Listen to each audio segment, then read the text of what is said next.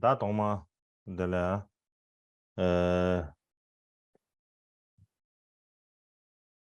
你该团个结束先不？从过去先，Again, I would like to offer my greetings to His Eminence Khyaltse Rinpoche, as well as to Kyabje Poka Rinpoche, Kyabje Lodro Denyu Kempo Rinpoche, as well as all the members of the Sangha who are participating in this year's Kaju Gunsha.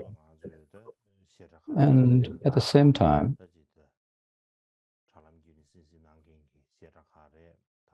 there are several shutters who are listening over the internet, and there are all of our Dharma friends who are listening, and all of our Tibetan friends and relatives, and many faithful lay people throughout the world, lay and monastics throughout the world. And I'd like to wish all of you my warm greetings.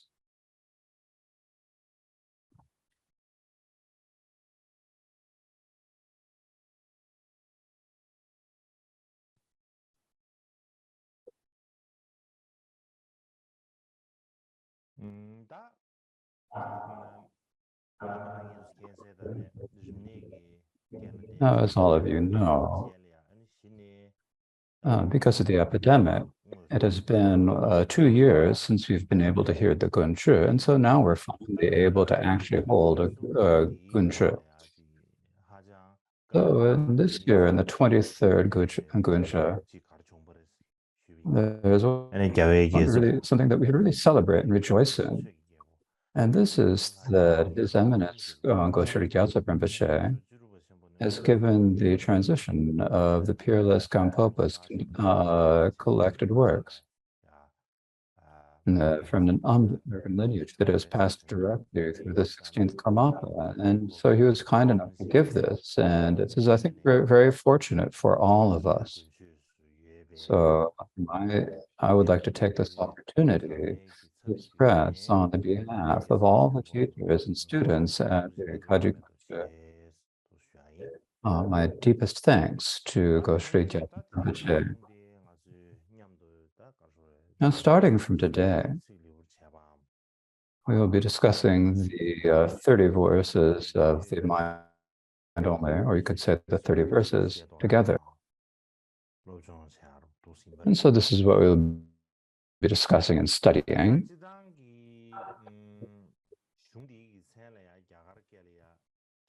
In general, in Sanskrit, the title of this text is the Trimshika Garika. And if we translate this into English, the 30 verses, or Tibetan, Siglur Sumchupa. And so, but in Tibetan, there's a grammar text that is also called the 30 verses. There are the 2 grammar texts called that. And so if we use the word 30 verses for this, since the mind 30 verses the mind only is very similar to the mind of 30 verses of grammar, there's a danger that will confuse the two. And so for that reason, in terms of the name that we're using it for the text, in Chinese, the text is called the Weishe Sanshi Song. And what this means is the 30 verses of the mind only. And so I think that we also in Tibetan should not only call it just the 30 verses, but also add the 2 extra words, mind only, and call it the 30 verses of the mind only. If we call it by this title, then I think that there will be less confusion and it'll be better. So I thought I would mention this to all of you on the side to begin with.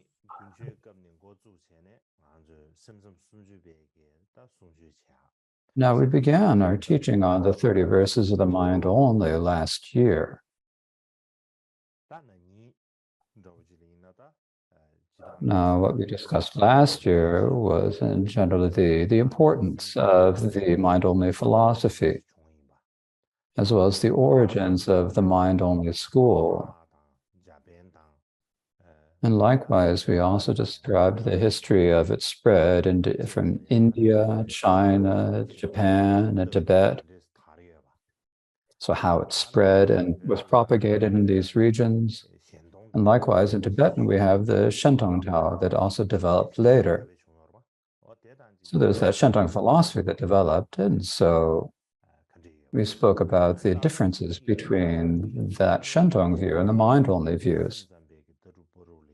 Likewise, we also spoke a little bit about the relation between the texts on epistemology and mind-only. So these are the topics that I discussed in brief last year. Now, so for this year's winter teaching, we only have a short period of time for our teaching. We only have 6 days of teaching, and so there's not a whole lot of time to say much. So perhaps this year, if there is time, I thought I might continue with these teachings on the 30 verses in the fall, but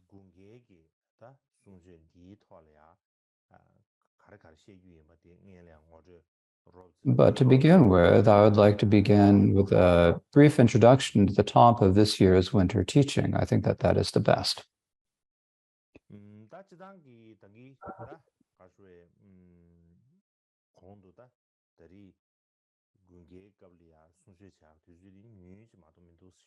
As I mentioned, there's only a short period of time for the teaching, this winter's teaching, but regardless of how long we have, there's really, we shouldn't abbreviate the topics we cover in the teachings. And in terms of how I explain things, I think I'd like to speak about things, how they like to begin as quickly to get to talking about the actual text and describing about the main topic of the text. However, before we actually get to the root verses of the 30 verses, there are a few points that we actually have to discuss. And so what these points are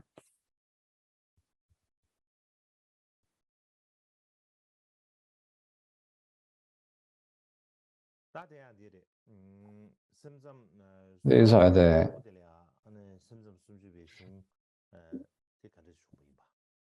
first, there's a discussion of the origins of the root text of the 30 verses. Then there's how the commentaries on the 30 verses, the mind only appeared. Then there are the origins of the treatise proving mind only and the commentaries on it. And likewise, there are also the commentaries that will be used as the basis for this year's teachings.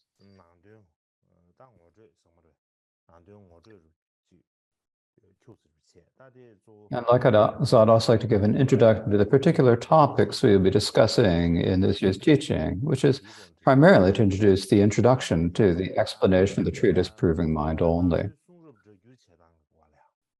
And then there will be a brief introduction to the ancient translation methods.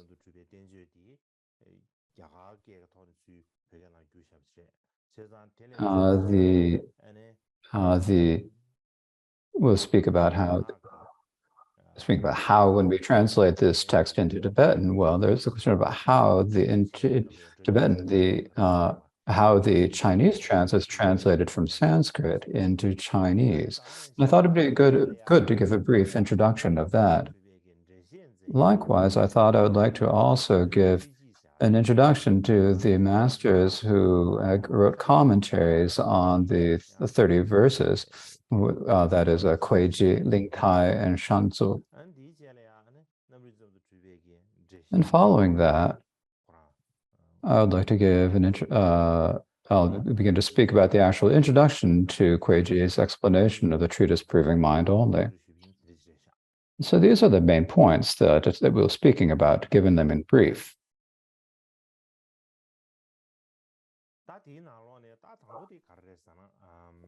And so the first of these is the origins of the root text of the 30 verses on mind only. It's how was this text written?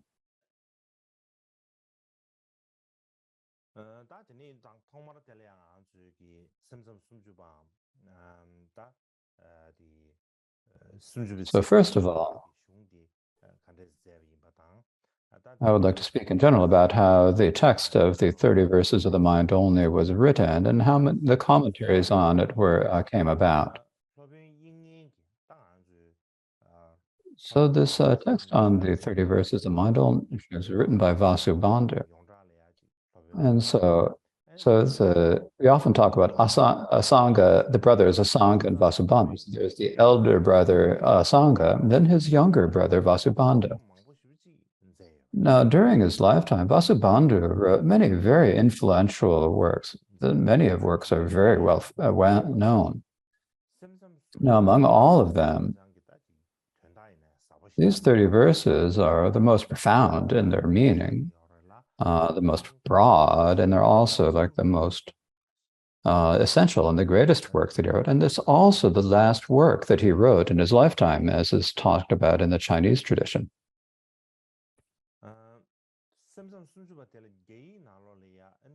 Now, in the Chinese translation of the 30 verses, there are only 600 syllables.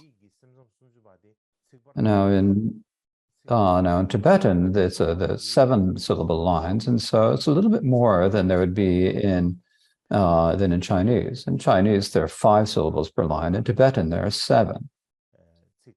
So it's a little bit more longer in Tibetan. It's probably more than 700 syllables. So when you speak about how this 30 verses was written, there's also a text written by Master Xuanzang's student Kui Ji, and this is called a commentary on the difficult points of the mind, proof of mind only. And so now I'd like to show this to you, and so I was showing it to you in Tibetan. And so this is from, these are the actual words from commentary on the difficult points of the proof of the mind only. Now, I don't need to read that. It's old Chinese language. It's very difficult. I don't know if I can actually read that. But to speak about the meaning of this, what it actually says here is that the Vasubandhu wrote this text, and this text, the 30 verses written by Vasubandhu, it's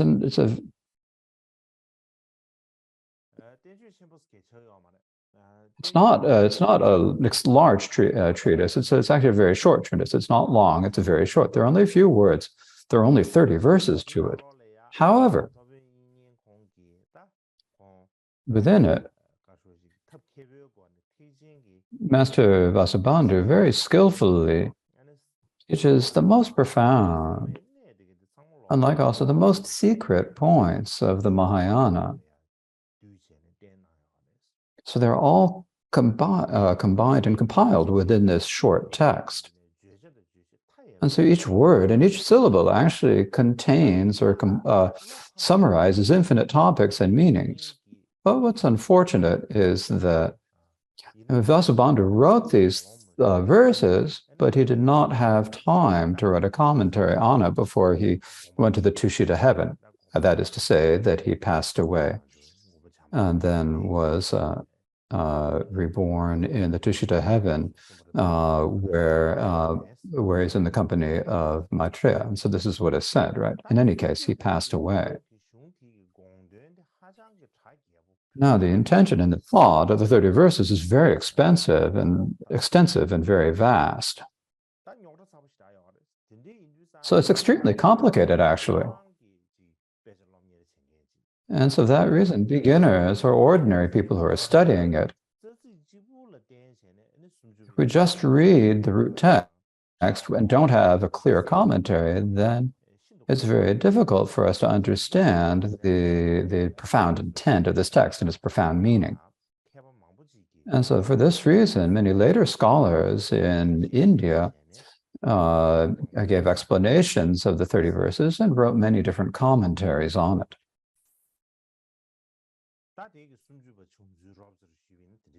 So that's basically a rough discussion of the origins of the 30 verses. Now, following that,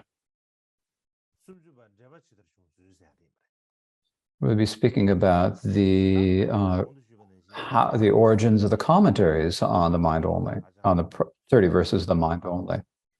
Now, as I said, the 30 verses are very, very profound in meaning, very, very short and concise. And so without a commentary, if we only look at the root verses, it's very difficult for us to actually understand the whole entire meaning of the text. And so for that reason, many scholars in India wrote many different commentaries on this.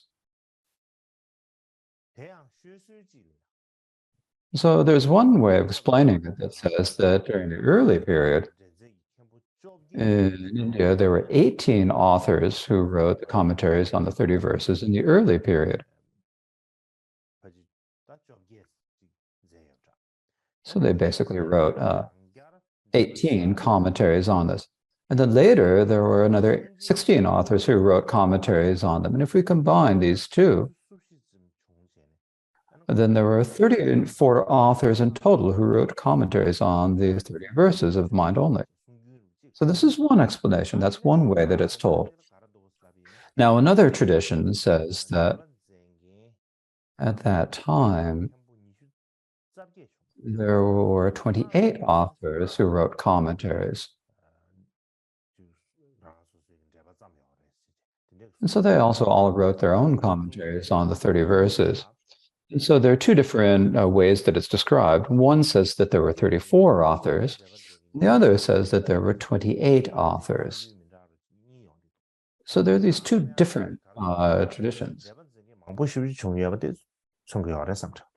But what this shows, I think, is that there are actually quite a few commentaries that were written about the 30 verses.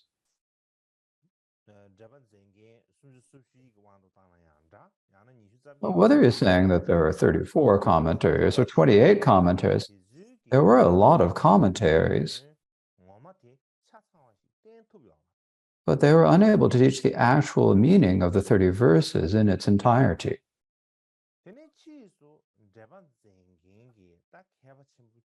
So later, there ended up being 10 great commentators.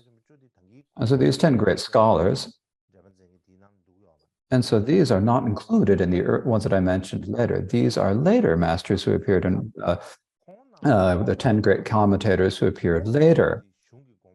And each of them, they're all very skilled in explaining texts. And so they're able to explain, write commentaries that explain the words of the text in accordance with their actual meaning and intent. And so if we ask about who these are commentaries who I met last year. So these 10 commentators are Bantu Shri, then there was the master Chitrabhana, then there's Gunamati, and then Dharmapala, and then Tiramati, then there's Shuddha Chandra, then Jinaputra, and Jnana Chandra, and Nanda, and then Visheshamitra. In any case, there are these 10 great authors of commentaries that I mentioned last year. Now, each of them wrote their own commentaries on the 30 verses, and those wrote, if we think about how long there were their commentaries, each of their commentaries was 10. Each of their commentaries was 10 fascicles or 10 bundles of texts long. If we combine them all, then there are 100 fascicles in all, because there are 10 commentators who each wrote commentaries of each 10 fascicles long. So that means over 100 fascicles or bundles of palm.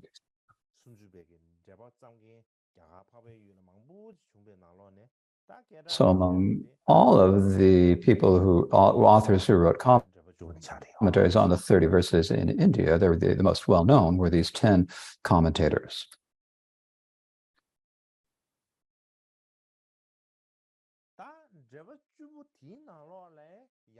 Now, even among the 10 commentators, the best of the commentaries is, so we have this question, which of them is the best, right?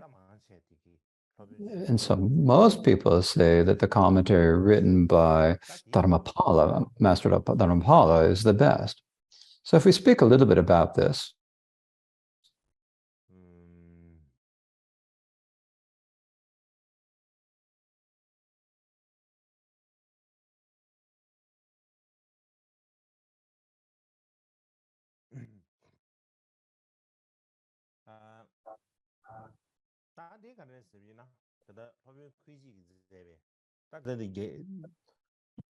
당기 쉬어야 되다. 나도 쉬어 상황을 보면 규칙이 이제 가사다. Now, what I'm going to speak about now is from a text written by the master Kuei-ji that is called The Commentary on the Difficult Points of the Proof of Mind Only.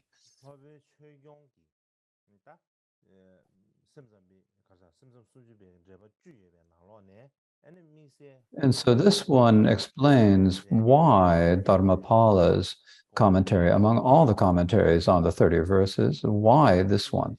It gives a particular explanation of its origins. And so these are the actual words, but I don't need to read the Chinese. But the actual meaning of it, to speak about the meaning in general.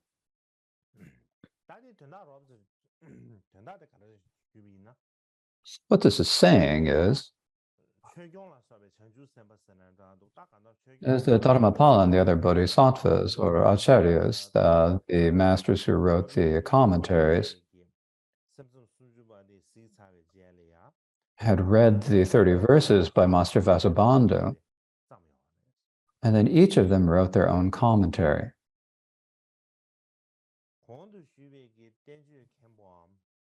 Now, among these 10 commentators who I mentioned earlier, all of their commentaries, each has its own extraordinary features. But there is one that really stood out from the others, and according to Kuei-ji, the one that really stands out and was like a very innovative teaching was the one written by the master Dharmapala. So this is how he explains it. So how is it that Dharmapala wrote this commentary? If we ask this, when Dharmapala reached the age of 29, he felt renunciation for samsara phenomena. This probably means that he went forth as a monastic. He developed renunciation for the samsaric phenomena. And he sat near the Bodhi tree and he was practicing a dhyana meditation. He was meditating on samadhi. And this is the primary practice that he was doing. And he did this for 3 years. Meditating in equipoise on dhyana or samadhi. Now, in the Berks, while he was between the sessions of practicing meditation, so while he was doing the session, he was practicing samadhi.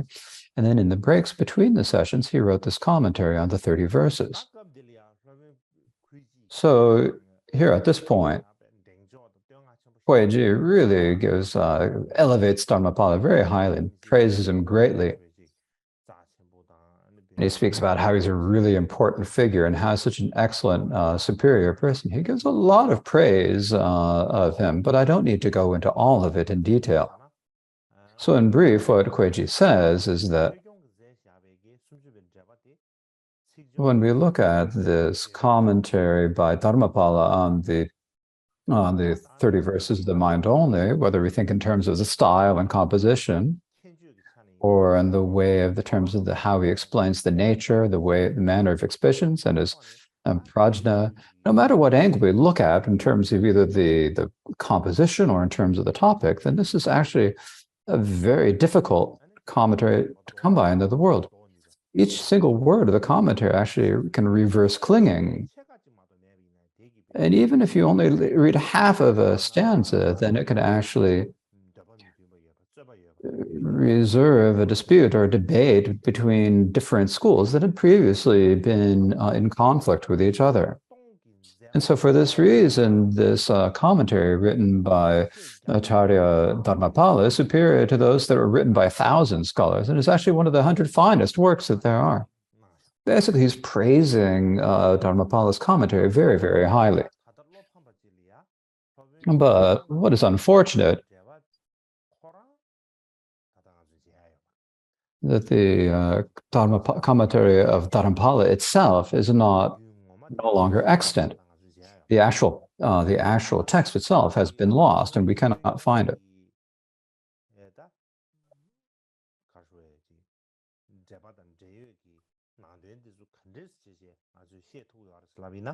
So if it's been lost, then how can we learn about the points that are discussed in that commentary? How is it that we have the good fortune to know a little bit about what is taught in this treatise? It is because of the commentary on the treatise Proving the Mind Only by Xuanzang that is a compilation and compilation commentary on this, that we were able to know a little bit about this treatise's thought. The reason for this is that Xuanzang's treatise Proving Mind Only is based upon Dharmapala's commentary. It's the main one. So to discuss it, so it actually combines all of the excellent teachings in these 10 different commentaries and compiles them. It's not just a commentary on one person. It takes all the commentaries, the 10 different commentaries, and it takes the main points of all of them and compiles them together and arranges them together. So that is a type of commentary that it is. Now, among them, the main one that is taken as a basis is the commentary about Dharmapala. And so there are many passages from Dharmapala's commentary found in this text. And so we can have some degree of understanding that this is what was taught in Dharmapala's commentary. And so the fact that we can do this is because of the commentary, the treatise Proving Mind Only by Xuanzang. Now, as far as how this why this commentary spread after Dharmapala spread it and how Xuanzang got across it, we can discuss about that later. Now, so if you want to know about how these teachings were spread and how is it that Xuanzang came across the commentary by Dharmapala, this is also described in the text I was mentioning before, the explanation of the difficult points of the treatise Proving Mind Only by Master Kuei-ji.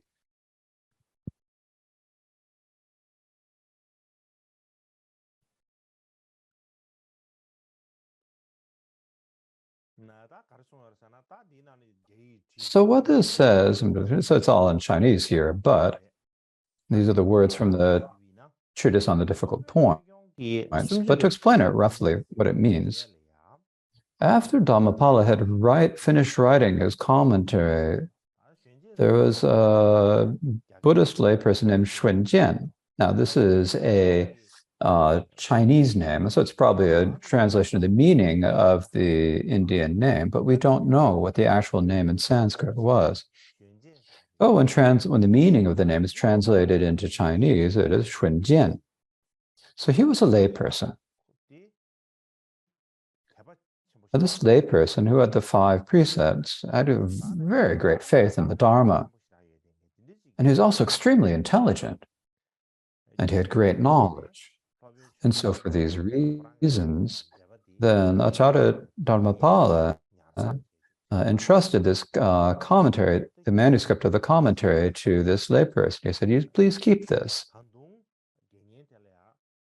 And in addition, he also said to this layperson, what Dharmapala said was, after I've passed away, if anyone wants to read this text, then anyone who wants to read that, then they first have to pay you 2 ounces of gold.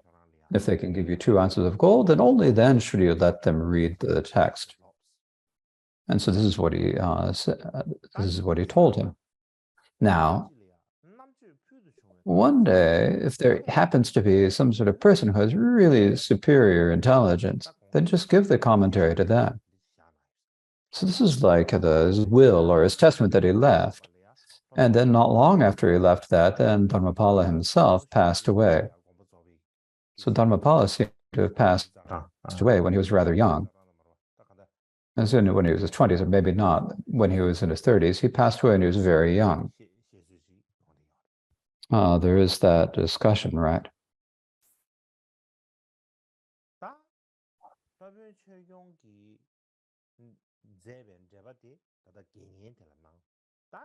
So Dharmapala gave his commentary to this layperson.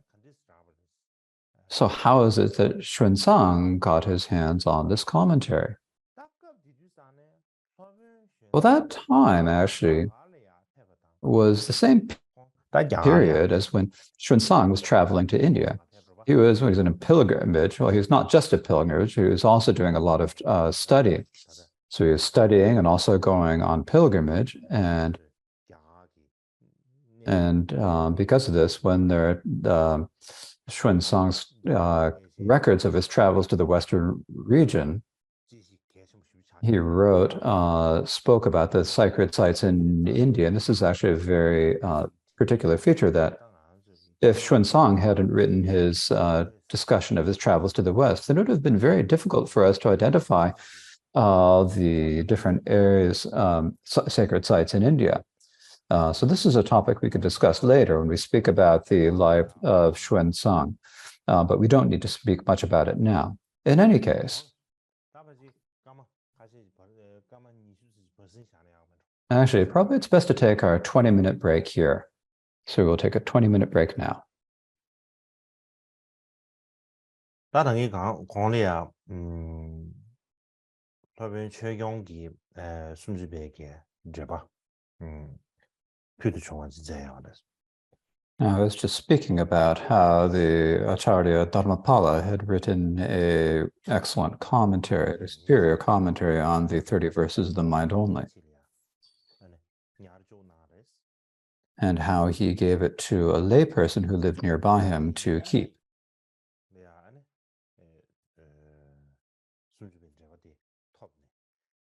So after this layperson got the commentary on it, this is actually at the very same time that Master Xuanzang was traveling through India. Now, Xuanzang, as perhaps all of you know, to say it very simply,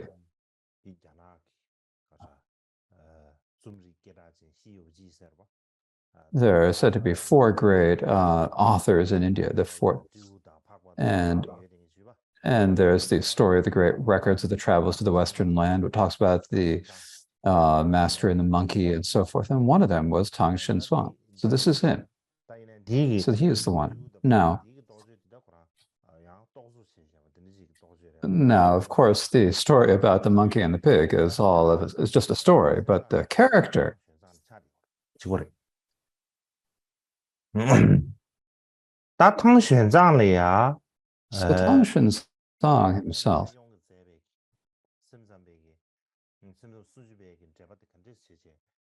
So how is it that Xuanzang got his hands on this commentary by Dharmapala? And so this is described by Master Kuiji. So these Chinese letters are the original Chinese of Kuiji's commentary. So to explain the meaning of this in general, basically saying that Xuanzang really had incomparable innate intelligence, and his progeny was really superior. And so for this reason, he was able to immediately know who was a great being and who was not. And we ordinary people, we just can't immediately know who's a great being and who is not. But because of his innate intelligence and because of his great progeny, he could very easily distinguish who was a great being and who was not. If he knew that someone was wise and learned, then he would go to that person in order to receive Dharma teachings. And he put a lot of effort into doing this. And no matter what sacred sites there was none in India that he did not visit. As I mentioned before, in India, all of the sacred sites that are in India, there's really none that Xuanzang hadn't gone to. Likewise, no matter what treatises there was none that he had not read. And not only did he read them, he also memorized them and worked to recite them. So he worked very hard. And if you heard that in some place there's going to be a great being who is going to teach some amazing Dharma, and now when he heard about this, he would immediately go with great enthusiasm to listen to the Dharma. And so for reasons such as this, the lay person or the householder whom Dharmapala, who had given to whose name in Chinese is called Shun Jiang, he thought to himself,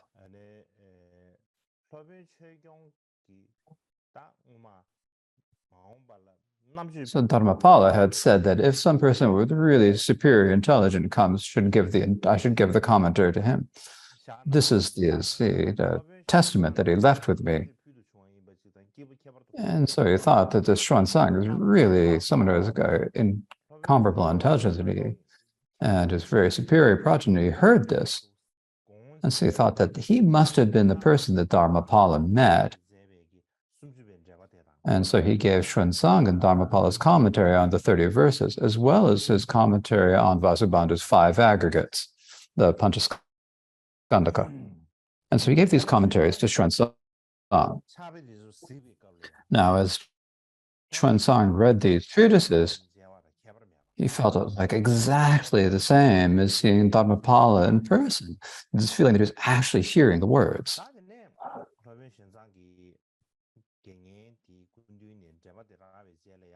So after Xuanzang had received the commentary from this household, he went to Nalanda, and he went to continue studying the mind only with Acharya Shilabhadra. And so he went to study with him. Now, when Xuanzang returned to China, and after that, he took Dharmapala's commentary as the primary one, and he combined it with the commentaries by the other 9 authors. And so this is how the treatise Proving Mind Only came to be written.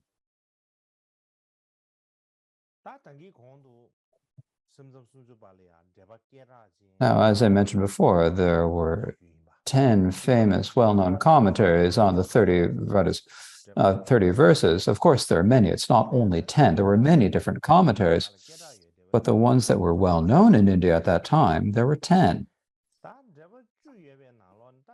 Now, among these 10 commentaries, are the manuscripts for them still available? Mostly they're not. Among them, there's only one that remains, and this is the commentary by Acharya Sthiramati. In this commentary by Sthiramati, we can get the Sanskrit manuscript for it, and it also is translated into Tibetan, and it's in our tenure.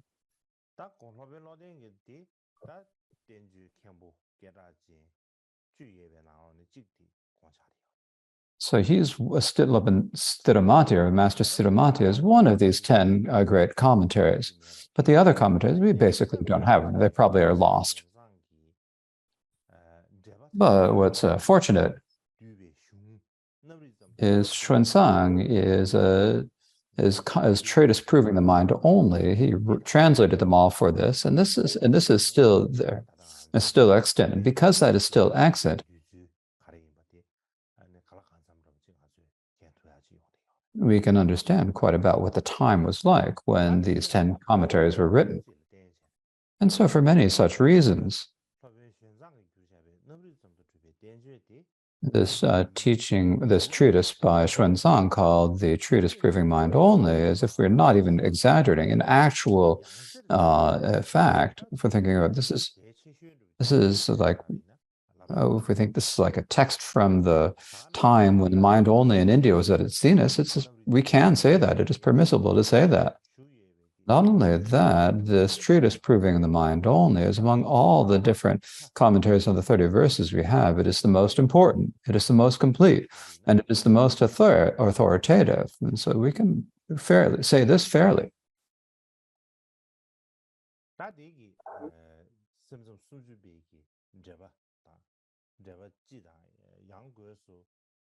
So this is speaking about the commentaries on the 30 verses, and in particular speaking about the commentary by Dharmapala and Xuanzang. So then there's a question, well, how does this treatise, this Xuanzang's treatise Proving the Mind Only, how did this written? So if you wonder how was it written,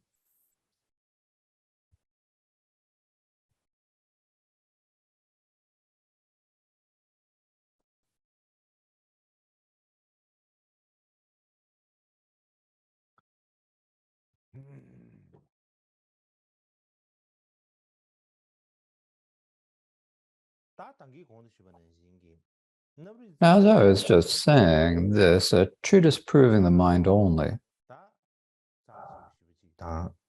is extremely important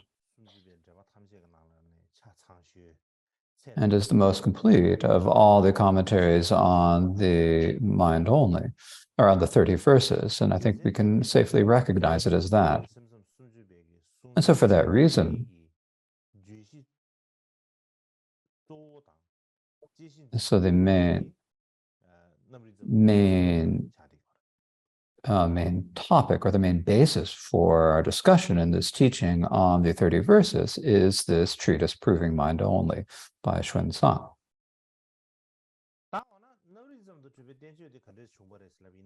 So what are the origins of this treatise proving the mind only?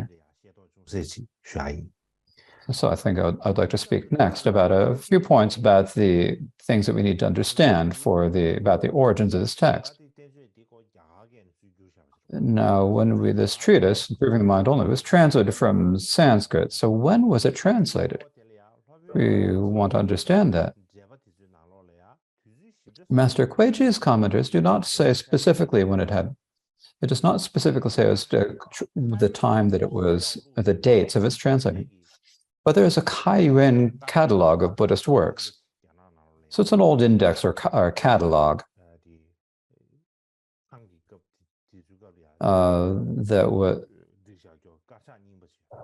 so it's a catalog that was compiled during the Tang Dynasty. And what it says in this is that in the 10th year of in the 4th year of the Emperor Shenzong's reign, so this is the latter 10th month of that year. The reason that we're saying the latter 10th month is that there's a 2/10 months, two lunar months in that year. It's just as in our Tibetan calendar, we sometimes have double months. In the same time, in the Chinese calendar, there are sometimes double months. And so that year, the 10th month was doubled. And so this was the latter 10th month when it was completed. And so this is what is written in this catalog. So the 4th year of the reign of the Emperor Zhongzong. There are 659.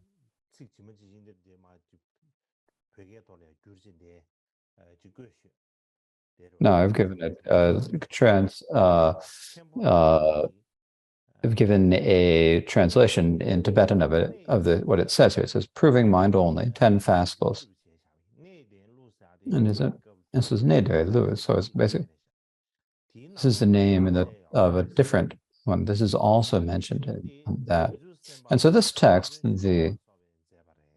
was written by Bodhisattva Dharmapala et altri. So when we say et al. Or and others, then this means that this treatise proving mind only is a compilation of 10 different commentaries.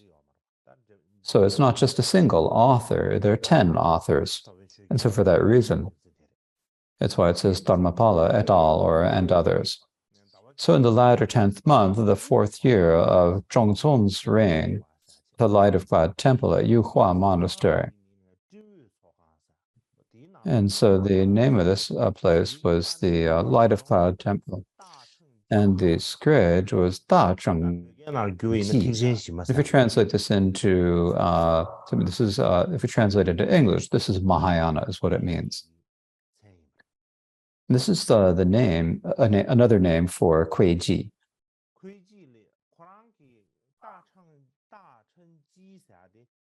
So Kuei-ji is actually Da Cheng Ji is the name that Kuei-ji used for himself. So the Ji, but most people don't ever say anything about the name Ji. They only. But after the Song Dynasty, it was called the Kuei-ji. So that's the name that is known by later. So at that time, they developed the tradition of that. But for Master Kuei-ji himself, when he mentioned his own name, he would call it Da Cheng Ji, or just call himself Ji. But the name Kuei-ji, the way this name came is that is after the Song Dynasty, who became well known by the name Ji, Kuei-ji. And so this is how it is sometimes said.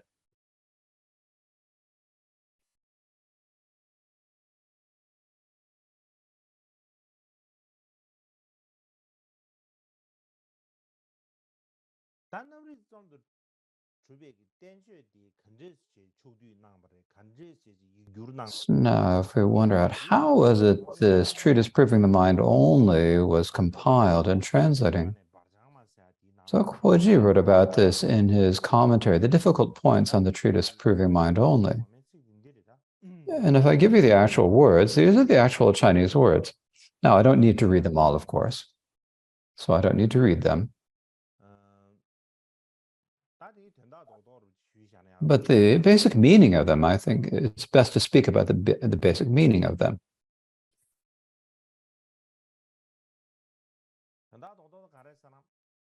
The main point is that during the 4th year of Zhongzong's reign, which is 659 in the Common Era, he began to compile and translate this treatise proving mind only.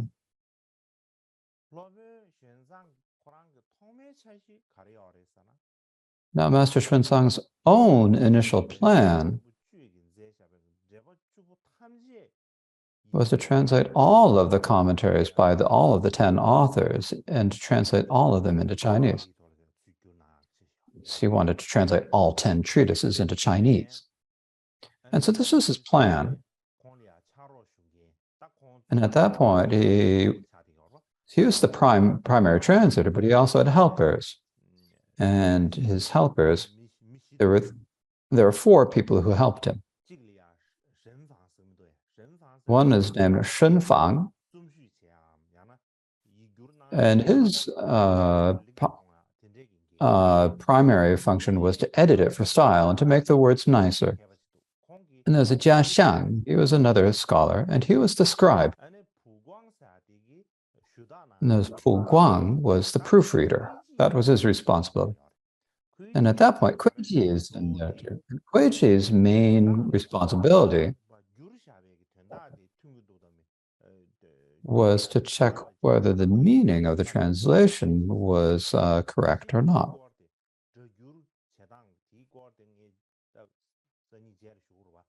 So I think that in a couple of days, I'll speak about their translation method, so I don't need to mention it to you now. In any case, among these 4 scholars who were helping Xuanzang, the youngest was Kuei-ji. The other 3, in terms of experience, were senior to him. They're in terms of seniority, they're greater, and they're also greater in terms of their experience, or older, senior in terms of their experience.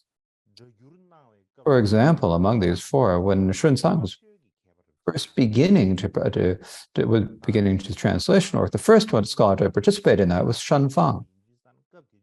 He was also very learned in all the scriptures and commentaries of the Mahayana and foundation vehicles, and so he was really held in very high esteem by all of the students in Xuanzang's circle at that time. Likewise, there was also Jia Shang, who had been Xuanzang's scribe 25 times. So I'll speak later about what being a scribe means. So and there was so Pu Guang had been Xuanzang's master scribe 25 times, and Jia Shang had done so 3 times. Now, all of the other scholars were senior, and they were also more experienced, and so you might wonder, why is it that Xuanzang would choose Kuei-ji, who was the youngest, to participate in this compilation and translation of all the mind-only treatises? The way Xuanzang acted shows his great confidence and high regard for Kuei-ji.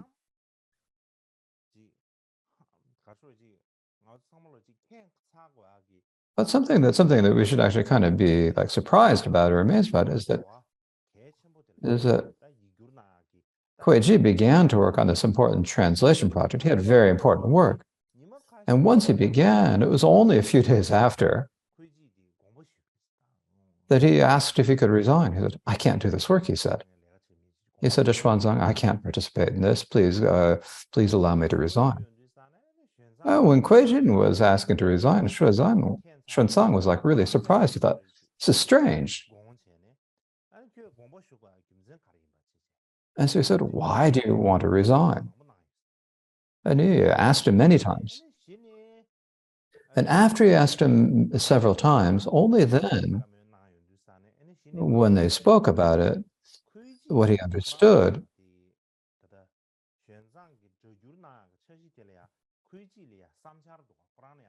Kuei-ji had an idea about Xuanzang's plan for the translation. He had a particular idea about how to do it. Now, what Kuei-ji's particular idea is that the Xuanzang's original plan or aim was to translate all 10 of the commentaries by the 10 authors and translate them all into Chinese. But Kuei-ji said that if they're all translated into Chinese, that's not necessary, he thought. And he raised an objection to it. What his hope was that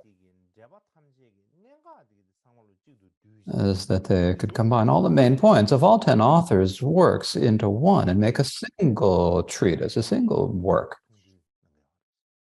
And so this was his idea. Now, the reason why he expressed this hope is that Kuei-ji thought that there are many different dissimilarities or disagreements among the 10 authors' explanations. And if they're all translated into Chinese, then the problem that we could have is that they have many different assertions, many different positions. And because there's so many different positions and assertions, if they could combine all of them, if they were unable to combine them all into a single text, then in the future, then in China, the students who wanted to study this would see all these different explanations and so many different. They wouldn't have any clear focus about one. They wouldn't be able to decide which one they should follow. They say one says one thing, another says nothing, and they wouldn't know which they should take as a basis. And so there's the danger that would happen. That's one thing. And the other thing is that human life is short and our capacities are limited. We have a limited intelligence. And so if you need to master the interpretations of each of the authors of the commentary, we couldn't do that. It's too difficult. No person could do that in their lifetime. Instead, it would be best to take like the essences and the interpretations of all of the authors to say that their aspiration, what is a position of one is a position of the other. So because Xuanzang knows is to combine them all and unify them, and then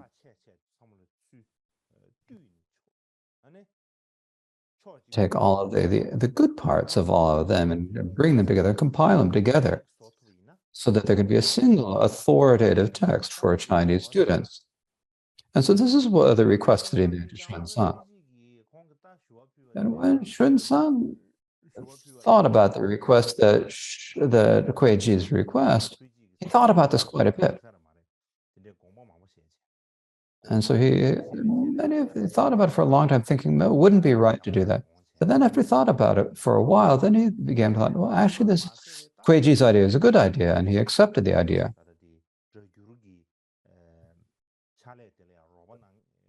And so at that point, there are also the 4 helpers that Kuei-ji was one of them for, including Kuei-ji, there are 4 helpers. And after Kuei-ji had made the suggestion, Xuanzang asked Sheng Feng and Jia Sheng and Pu Guang. He gave them advice and said, it's not necessary for you to continue working on this translation project. And he sent them off. And he put all the responsibility on Kuei-ji, his only assistant. The only person who had the responsibility to act as his assistant was Kuei-ji. So it is primarily the two of them who translated it.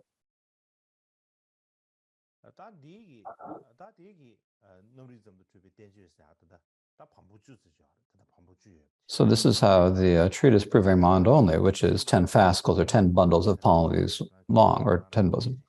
And so this is the origin of this text.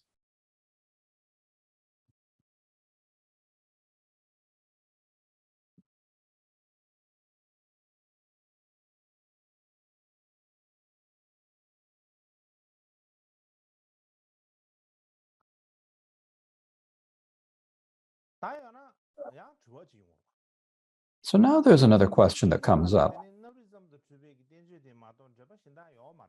Is this treatise proving mind only the only commentary that proves the mind only, that teaches the mind only in Chinese, or are there also others?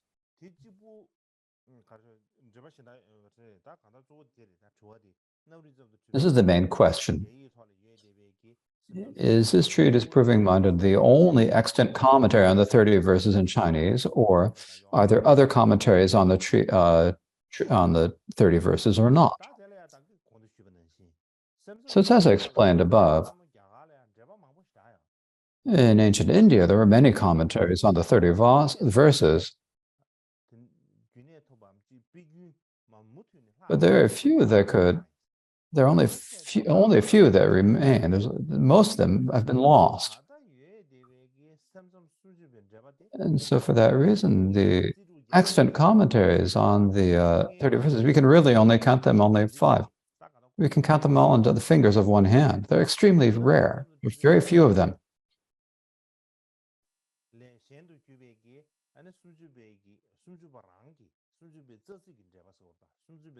So in terms of other commentaries on the 30 verses, there's only one that's rested in Chinese. The only one that's available in Chinese is a commentary written by the Ming Dynasty master, the Zhishu. And so this is a commentary on the 30 verses of the mind only that he wrote. And this is a single of the fascicle. That's the only one that is still extant, and that was written in Chinese. This is the only one that was left in Chinese.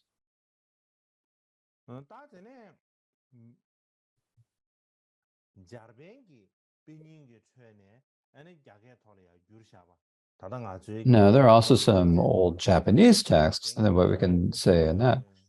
There was a Japanese named Jokei. And so Jokei was a 12th century master.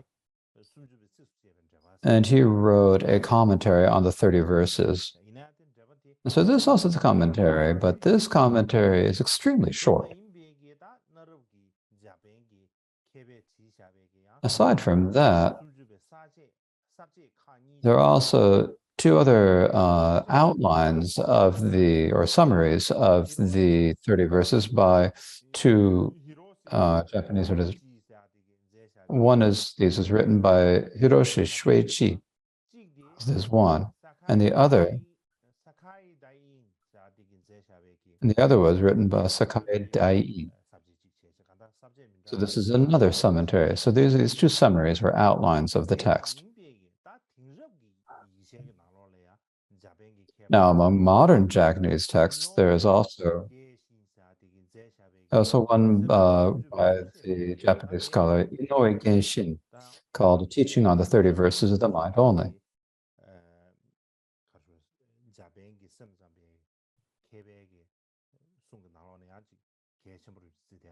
So this is a very important text among the modern teachings on the mind only.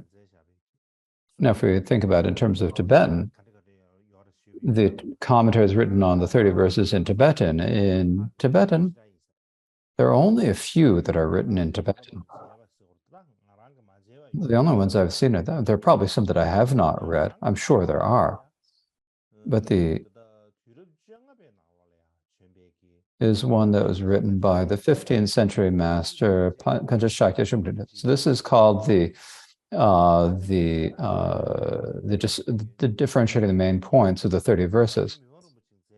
It's also said that there was one by There's a commentary of notes, an annotated commentary by Ju Mipham Rinpoche, and I haven't seen any other commentaries. Now later, of course, there are some modern commentaries by contemporaries, but in terms of older commentaries, these are the only ones that I've seen by earlier masters. So next, what I'd like to explain is the reason why the treatise proving mind only is so important, and in particular, why we're using it as the basis for our discussion in this winter teaching. So I think I need to speak a little bit about this.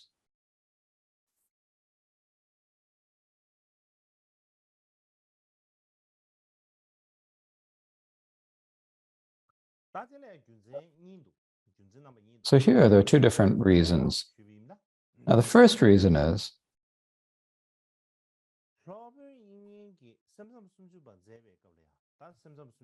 when Vasubandhu wrote the 30 verses,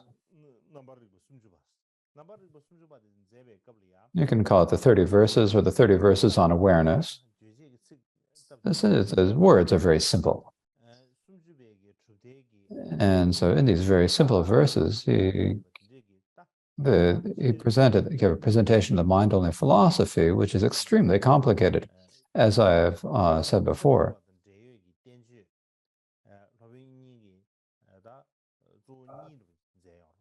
There are two primary texts that Vasubandhu wrote about the mind. The first is the 30 verses, and the second is the 20 verses. Now, the 20 verses is primarily a text that refutes other positions, other traditions. The 30 verse is one that presents his own position. So the 20 verses refute other traditions, and the 30 verses gives his own presentation. Now, generally, after writing read verses, it's customary to write a commentary on that. For example, with the 20 verses, Vasubandhu wrote his own commentary on them. However, after he wrote the root verses of the 30 verses, Vasubandhu did not have time to complete a commentary before he passed away.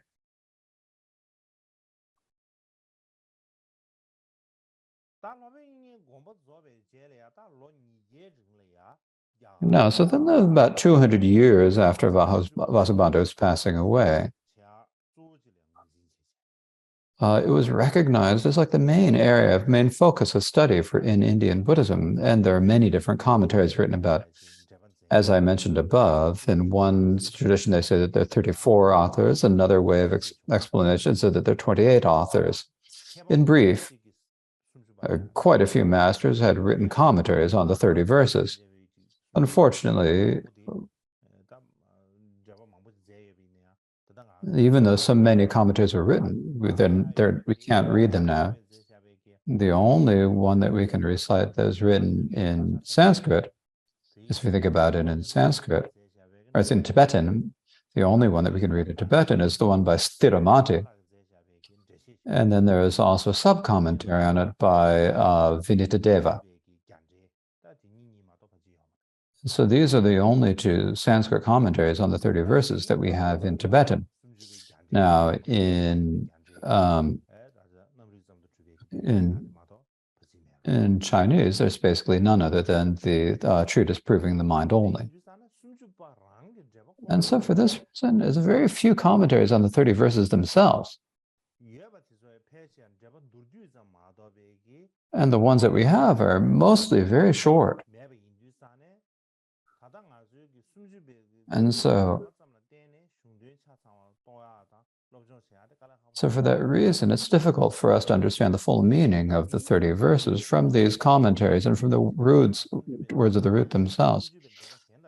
And so for this ride, the treatise proving mind only is different from the other commentaries. It's very complete. It's authoritative.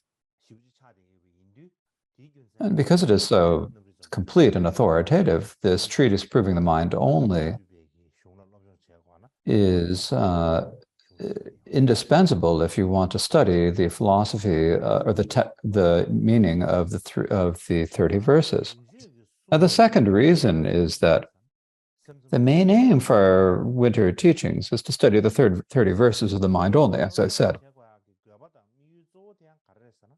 Now, the main purpose or aim of the study of the 30 verses is just to understand the entire philosophy and nature of the mind only in a systematic fashion. However, the mind only philosophy is a very large school. If you think about it in terms of the Mahayana, so we talk about the two main, the middle way and mind only. And so these are the two largest philosophical schools, the mind only and the middle way. And so the mind only is extremely extensive. And within the mind only school, there are many very, very profound assertions. And so if we want to study this, and we might wonder, where should we begin our studies? Now, as I said in last year's teaching, in order to gain a kind of whole framework of the mind-only school, then we need to have, there are many different sources that we need to look at in the sutras and the treatises. In the mind-only philosophy, we talk about there being 6 sutras and 11 treatises. So as I mentioned last year, I spoke of what the 6 sutras were. I mentioned what the 11 treatises are. And even with these 11 treatises, it's said like there's one trunk and 10 limbs, as this is one way explained, right? So in brief, there are many different sutras and treatises that are related to mind-only philosophy. And so, but what are the ones that are really the most important for establishing the mind-only view and school? These are the Sutra Unraveling the Intent and the Yoga Chara levels. So these 2 texts, among all the sutras and treatises, are like the foundation or the basis for the mind-only philosophy. Now, so this treatise Proving Mind Only by Xuanzang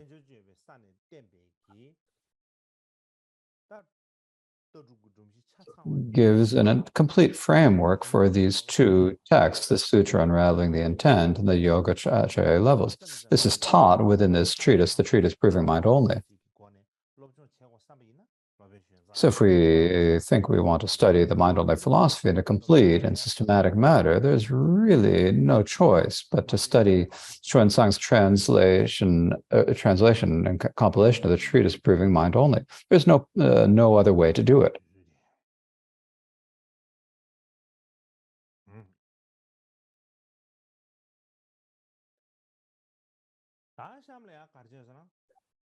So next, now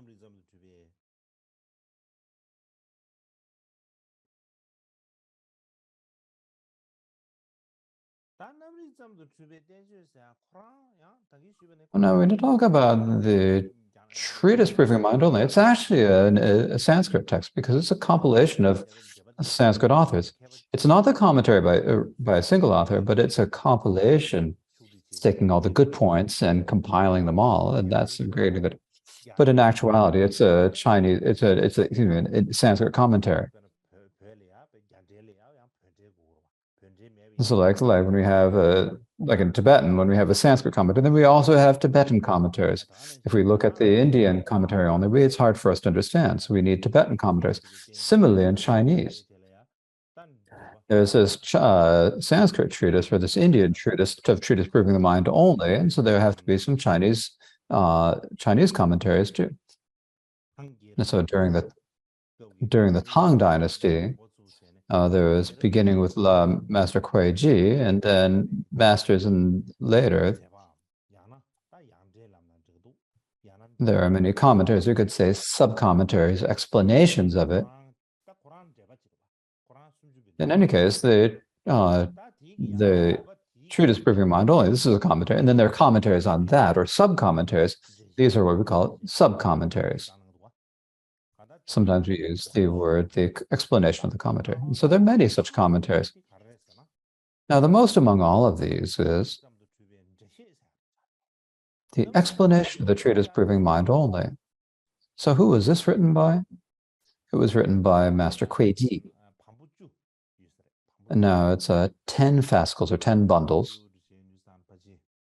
We say 10 bundles, or then that probably means,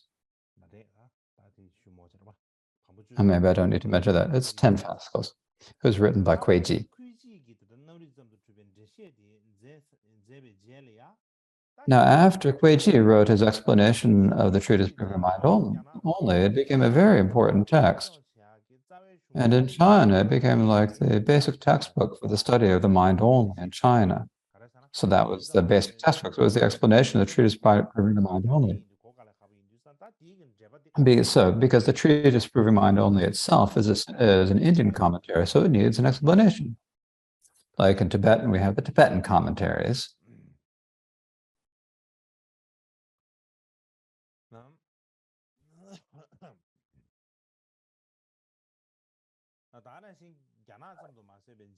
And so not just in China, in Japanese, there's also the School of Phenomenal Appearances. So in Japan, they call the mind-only school the School of Phenomenal Appearances, and there are other schools.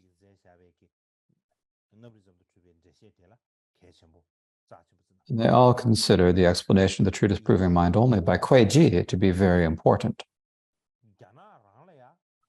But in China itself, this explanation of the treatise proving mind only, so during the Yuan copy, so this is the Mongol dynasty, as you sometimes say, so the Yuan dynasty or the Mongol dynasty, then the text was actually lost in China. So from the Mongol dynasty, it was only at the end of the Qing dynasty that the lay master Yan Wenhui, he went to Japan, and only then he found this commentary by Kuei-ji. So he found an actual manuscript for this, and he brought it back to China. And so once again, they restored the tradition of the manuscript there. Before that, the manuscript had been lost. From the Mongol dynasty on, it had been lost.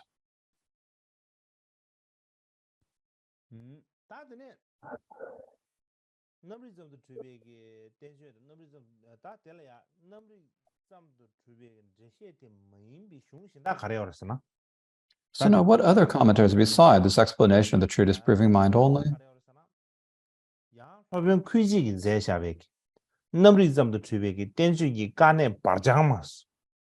There is also another one written by Master Kuei-ji called The Difficult Points of the Treatise Proving Mind Only. And so this is also a commentary on the treatise proving mind only. Later, there's a master named Hui Zhao. Hui Zhao wrote a commentary called The Lamp of the Definitive Meaning of the Treatise Proving Mind Only. I think I should show it to you. So the text is the second of these ones listed here is the Hui Zhao's Lamp on the Definitive Meaning of the Treatise Proving Mind Only. Then there was a text by the Master Zhui Zhou called The Secrets of the Master Proving Mind Only. So basically, they're the difficult, Kuei-ji's difficult points on the treatise proving mind only, the Hui Zhao's lamp on the definitive meaning of the treatise proving mind only, and Zhui Zhou's secrets of the treatise proving mind only. These three are recognized as like the source or the origin for the Chan mind only school. So it's like they're like the basis or the source for all the mind only school. And so these are known as the three mind only commentaries. So there's a spelling mistake there.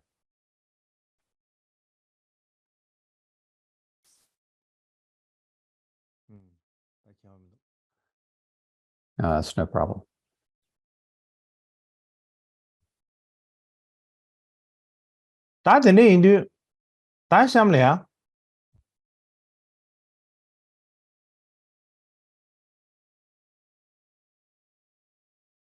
아주 더리기다 된대비다 권 가수해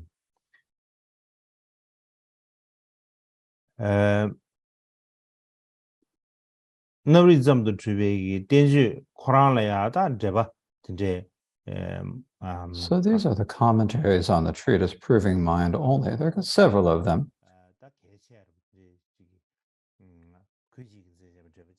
So there's the three important ones. There's the one by Kuei Ji, as well as then there are the additional three commentaries on the mind only that I've just explained. So among them, when you're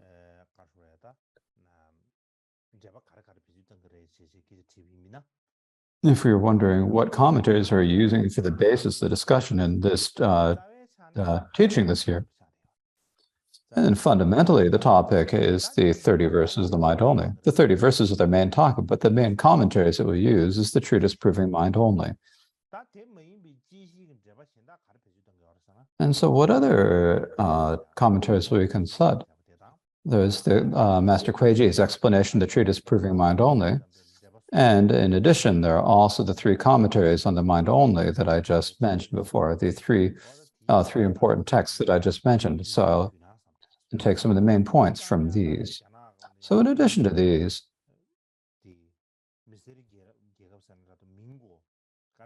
there are some scholars from the period of the Republic of China.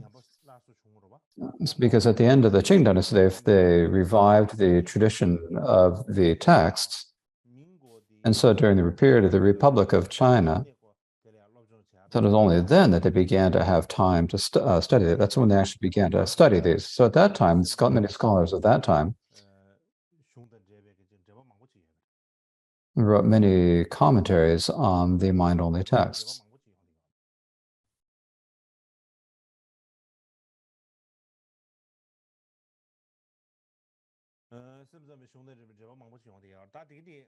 And so there are many different commentaries on the mind-only texts from that period.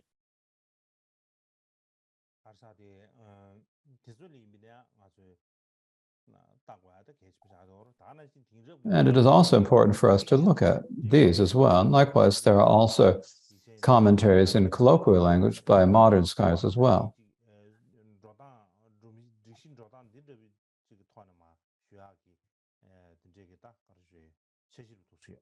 And so my plan is to base our discussion on this and to proceed in this fashion. And the reason that we're doing it in this way is there are basically 3 or 4 different reasons why we'll proceed in this manner. The first of these is that the root verses of the 30 verses have a very elaborate meaning, but the verses themselves are so simple in language. So the nature of this topic is so vast, and the verses are so simple, it's difficult to give an understanding and study it from reading the root verses alone. So basically, there's no choice but to study it according to a commentary. Now, the second reason is that there are a few commentaries on the 30 verses, but the treatise Proving Mind Only is not just in China, but internationally, is among all of the commentaries on the 30 verses, it's the most complete, it's the most authoritative. And so I'll base my discussion on the main topics of the 30 verses on that. Now, the third reason is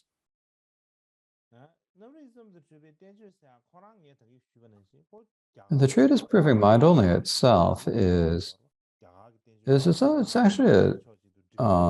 actually a Sanskrit or an Indian commentary. It's a compilation, a compendium of all 10 Indian commentators' works. And so in terms of when you think about it, in terms of the nature of the topic described and in the words that are used to discuss them, and it's actually very difficult to understand.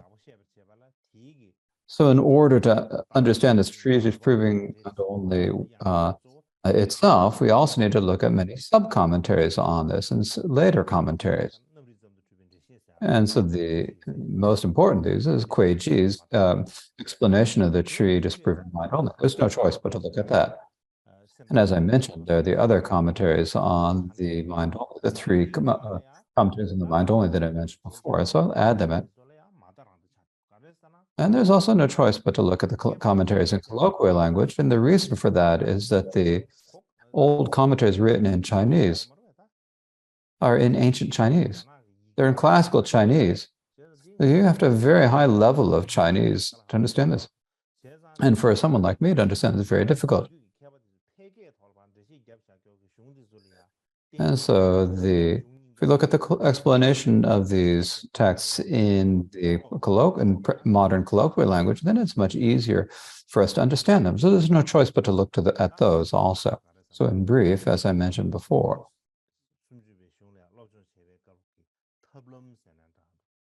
the method of our study of the 30 verses and the basic list of materials that we'll study are basically that, and I've discussed them in general. So I think that that's probably a good point to leave it tonight. So we will leave it here.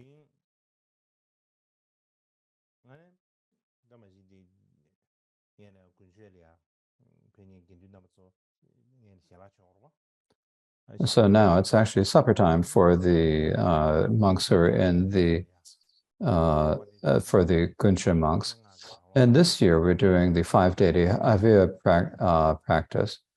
And so during this, we'll be doing a puja, a grand puja of the 5-deity Hayagriva, which is one of the 5 sets of 5 deities of Dusum Khyentse. So this is the first time that this will be held. So this is a very fortunate thing for us to be able to do. Now, we actually did this a couple of times when we were in Yute Monastery. And if it was in our Mahakala room, which there's a room, and inside that, in a smaller room, in that small room, we did do this a couple of times, but there are only a few people there. The first time that we did it, Kyabje Tempa Rinpoche was there. So Tenga Rinpoche led it, and we did the puja a few times.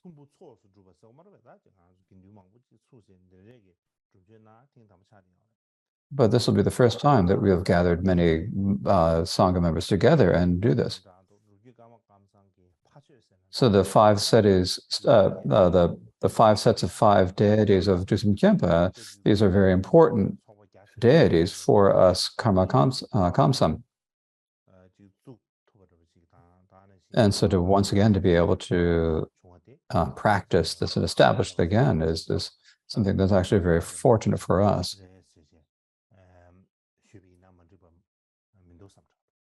And I think that there's nothing wrong with speaking about the history behind it and so forth. So this evening I'll speak mainly about the mudras. Now the mudras are not all that difficult, but to really make them doing them really properly and to make sure they're doing exactly right, it's necessary to explain them a little bit. And it's important for us to kind of correct ourselves a little bit.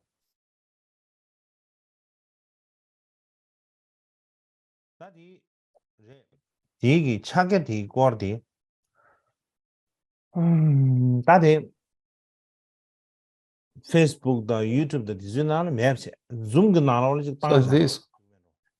So we will not do the mudras over YouTube or Facebook. We will do it over Zoom. So if all the participating monasteries and nunneries wish to watch, they may do this.